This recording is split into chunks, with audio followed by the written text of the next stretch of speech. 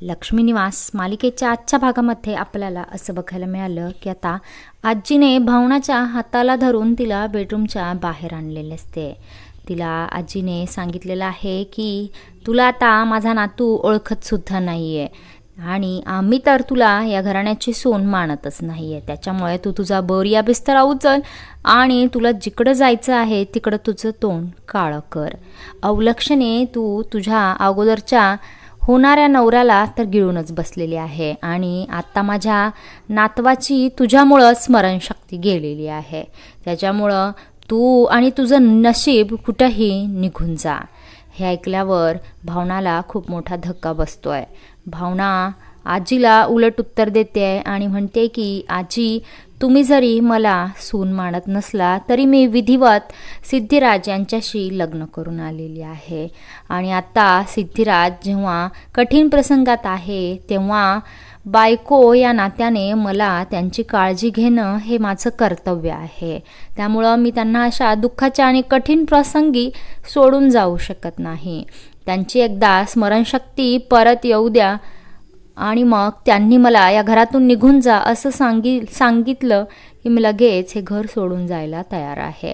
पण आता सिद्धिराजांना माझी खूप गरज आहे, मी बायको या नात्याने मला त्यांची सेवा करण्याची संधी आलेली आहे आणि मी ती गमावू शकत नाही, त्याच्यामुळं मी इथून कुठेही जाणार नाही, हे घर माझंच आहे। हे सगळं सिद्धिराज ऐकतो, तो रूमच्या बाहेर येतो आणि आजीला सगळ्यांना विचारतो की काय माझं यांच्याशी खरंच लग्न झालं आहे का आजी। त्यानंतर अधिराज सिद्धिराजला सांगतो की हो सिद्धू, तुझी ही लग्नाची बायको आहे। त्यानंतर सिद्धू म्हणतो की मला यातलं काहीही आठवत नाही। मग भावना सिद्धूला घेऊन रूममध्ये जाते, त्याला विचारते की तुम्हाला काही सरबत हवं आहे का, आणि त्याची खूप काळजी घेते आणि तिचं काळजी घेणं हे सिद्धूला प्रचंड आवडत असतं। सिद्धू खूप खुश झालेला असतो।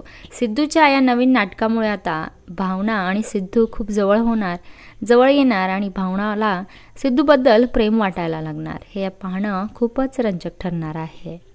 इकडे जेव्हा भावना सरबत घेऊन येते तेव्हा सिद्धिराजला शर्ट घालायला अवघड झालेला असतो, तो फिट्ट झालेला असतो आणि अडकलेला असतो। त्यानंतर हे सगळं पाहून भावना डोळे बंद करते आणि लाजते।